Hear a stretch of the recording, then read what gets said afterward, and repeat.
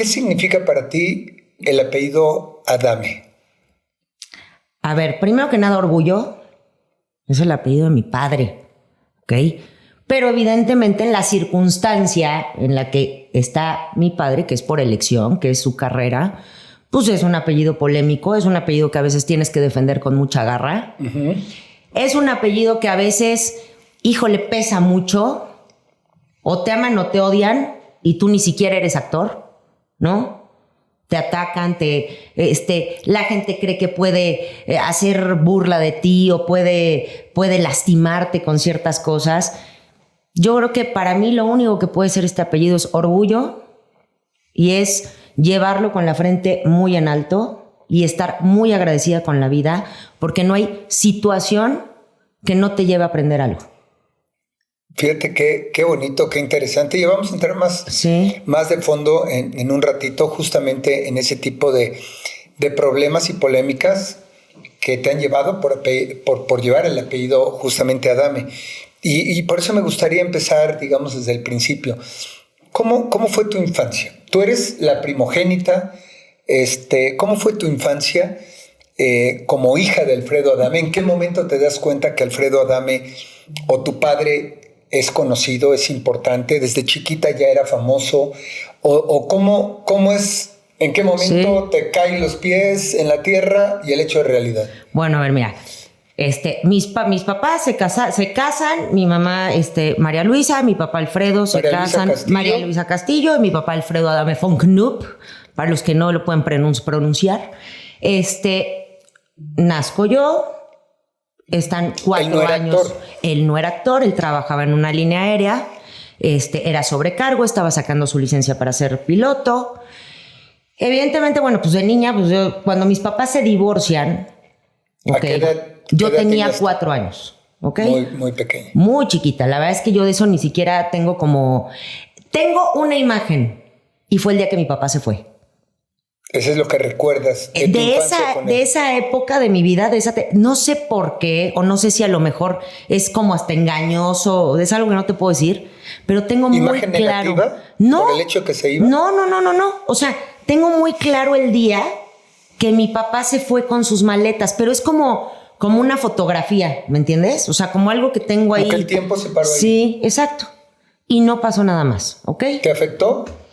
Es que en ese momento no te lo sé decir. O sea, no es algo que yo ahorita recuerde con malestar. ¿Pero o lo recuerde entendías que se estaba Posiblemente yendo? No. Ajá. Posiblemente no. Porque además como mis papás viajaban muchísimo los dos, mi mamá también era sobrecargo, pues posiblemente para mí en ese momento era, pues se están yendo de viaje. ¿Pero no tienes otras imágenes de tu papá jugando con él, cargándote, compartiendo? A esa edad tan chiquita, no. Tengo imágenes después de ese momento, muchas, porque el tiempo que él y yo pasábamos juntos era para nosotros dos. Claro. Entonces, había evidentemente muchos viajes, ¿no? Yo con mi papá, bueno, viajamos a Europa, viajamos a Sudamérica, hacíamos muchísimos viajes solos. Ya, ¿no? Era tiempo de calidad. Era mucho tiempo de calidad. Ajá. Me acuerdo muchos momentos, por ejemplo, de estar con mi papá en el extranjero, en algún centro comercial, yo lidiando porque quería un juguete, ¿no? Y mi papá literal diciéndome, ¿pero te lo ganaste? Haciendo berrinche. Claro. Y además yo entendiendo que mi papá era mío para mí, solo de mí, ¿no? Tengo muchos recuerdos de esos, muchos viajes. ¿Era consentidor? ¿Fue consentidor? Mi papá fue muy consentidor, pero también era un papá estricto. Ajá. O sea, mi papá sabía poner límites, ¿sabes? Mi papá no era este hombre al que lo podías estar trabajando te repito 37 veces, lo quiero, hasta que por hartazgo me dices, tómalo, ¿no? O sea, esa era su manera como de poner límites. Mi papá te daba las cosas, no era porque si te las habías ganado esforzándote y limpiando toda la cosa, pero era como medido en esas cosas, ¿no? O sea, sí lo vas a tener, pero te lo tienes que merecer. Como debe de ser. Yo con mi papá empecé a trabajar muy joven. Y me acuerdo que... Y podía dártelo, pero te quería dar ese impulso. Sí. Mira, en ese tiempo no era famoso. No, todavía no era famoso. De repente mi papá empieza a hacer comerciales, ajá, ¿no? Y yo me acuerdo muy niña, pues que lo veía en la tele y decía, ay, es mi papá, ¿no? Qué chistoso. Después de los comerciales, ¿qué hizo? empezó a hacer un programa que se llamaba Videocosmos con Luis de Llano, ¿no? Sí. Y me acuerdo que esa fue mi primer visita a Televisa. Yo tendría 7 años. Ajá. Impactada, ¿no? Impresionada. Y híjole, no. Y después viene, y me acuerdo, fíjate cómo son las cosas. Yo me acuerdo perfectamente de la llamada telefónica de mi papá diciéndome, no nos vamos a ver algo así como 15 días, no me acuerdo, porque me voy a un crucero. ¿Cómo que te vas a un crucero? Sí, me voy a un crucero a hacer una telenovela con María Sorté.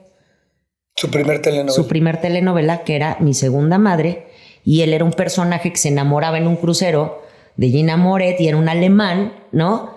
Y yo creo que hasta él en ese momento lo pensó como... ¿Qué tenía? 7 años. Ajá. Yo creo que hasta él pensó que iba como de extra, sí. ¿no? Regresando de eso, pues como que, pues sí, ya la telenovela y le alargaron el personaje y demás. Hace una telenovela con Daniela Romo, ¿no? Y viene el primer festival de la escuela al que tenía que ir mi papá. O sea, ya haciendo eso. Ya estaba al aire. En aquel tiempo hacer una telenovela era un lanzamiento estelar impresionante. Todo el mundo te conocía. Sí. Y yo me acuerdo perfecto que salgo yo a hacer el bailable y demás, y la gente, en vez de estarnos viendo a nosotros, estaban viendo a mi papá. Ahí es donde te cae el 20. Ahí es donde me cae el 20. Y yo veía a mi papá tomándome fotos, pero veía que la gente se acercaba, las mamás y demás, a tomarse fotos con él. Y cuando terminamos de hacer el baile, como que yo no sé si mi papá percibió que se le iban a acercar, sale mi papá de la escuela y se sale toda la escuela atrás de mi papá.